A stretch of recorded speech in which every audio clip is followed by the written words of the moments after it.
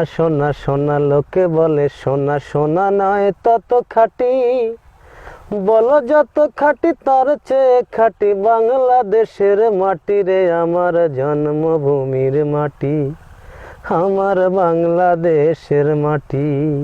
সুপ্রিয় দর্শক, সবাইকে শুভেচ্ছা জানিয়ে শুরু করছে আপনাদের প্রিয় অনুষ্ঠান কৃষি কথা, কৃষকের গল্প। এই মুহূর্তে যে যেখান থেকে বসে আমার এই অনুষ্ঠানে সবাইকে শুভেচ্ছা জানাই আজকের প্রতিবেদনে। প্রিয় দর্শক, আজ আমি আপনাদের নিয়ে আসছি এক নদীর মধ্যে।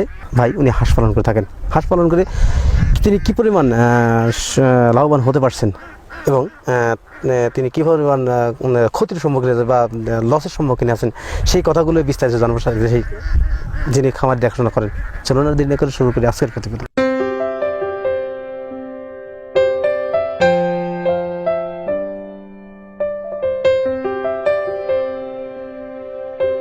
প্রিয় দর্শক, আমার সামনে যিনি দাঁড়িয়ে আছেন এবং এই খোলা চরের মাঝে যে খামারটি দেখছেন, এই খামারটি উনি দেখাশোনা করেন এবং ওনার কাছ থেকে আমি বিস্তারিত তথ্য জানবো।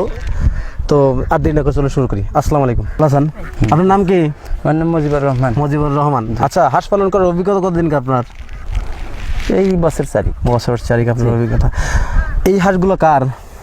হাঁসের মালিকের জায়গা থাকে। নাম কি হাঁসের মালিকের? হাঁসের মালিকের নাম হচ্ছে আব্দুল বাড়ি। আপনি কি করেন এখানে? এখানে আমি দেখাশোনা করেন।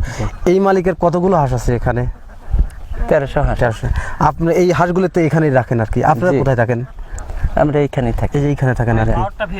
যাই হোক, আপনারা তো এখানে থাকেন, হ্যাঁ, তো আপনারা তো এইখানে হাঁসগুলো রাখেন আর কি। রাত্রেবেলা আপনারা এইখানে থাকেন। তো হাঁস এইখানে রাখেন। তো হাঁসের এই বিলের মাঝে কি খাবার খায়? শামুক, ঝিনুক, তারপরে যে ছাম আছে এইগুলো খায় আর কি। পাশাপাশি আপনারা কি খাবার দেন? পাশাপাশি গম দেই, ধান দেই। হাঁসের এখন বয়স কত? বয়স 6-7 মাস আর কি। এই 7 মাসে হাঁসের কি পরিমাণ ডিম দিচ্ছে এখন? 500-550 ডিম আসতেছে। 500-550 ডিম যে আসতেছে, এই ডিমগুলো কোথায় বিক্রি করেন আপনারা? এই হাটে বেড়াতে বিক্রি করেন? একবারে প্রতিদিন বিক্রি করেন না এক সপ্তাহ পর? এক সপ্তাহ পর ডিমের বাজার এখন কিরকম দাম আপনি বলতে পারবেন?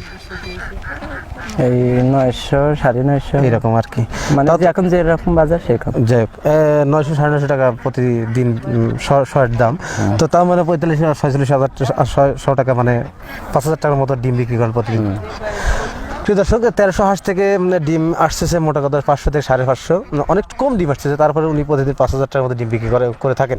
ওনার অভিজ্ঞতা থেকে বলেন বা উনি দেখে বলছেন। এই 1300 হাঁস থেকে যে 500 ডিম আসতেছে, কেন এত কম আসার কারণ কি? আস্তে আস্তে এর মুখে খাদ্য কম ছিল আর কি। কম, যত খাদ্য খাবে তত ডিম দেবে। আপনার অভিজ্ঞতা থেকে বললেন আর কি। প্রিয় দর্শক, উনি বলতেছেন আমাদের যে হাঁসের খাবারের পরিমাণটা খুবই কম, কারণ হাঁস এক জায়গায় কতই খাবার পায়, এই জন্য সমস্যাটা বৃদ্ধি পাইছে। তাই হাঁসের খাবার যখন পরিপূর্ণ হবে তখন এই হাঁস থেকে অনেক বেশি ডিম আসার সম্ভাবনা আছে। তখন ফুল ডিম আসার পরে তখন ওই 1300 হাঁস থেকে ম্যাক্সিমাম 1100 ডিম পাবেন এই খামারে, আর তখন তিনি লাভের অংশটা বুঝতে পারবেন। আচ্ছা, হাঁস পালনকে কি লাভবান হওয়া যায়? জি, লাভবান হওয়া যায়। এই খামারে যিনি আপনাদের যার দায়িত্বে আপনারা আছেন, তিনি এই খামারের পূর্বে কি কাজের সাথে জড়িত ছিলেন? প্রথম উনি কি করতেন? উনি কৃষকের কাজ করতো। ঘোড়ার গাড়ি আছে মেলা, গরু বাছুর।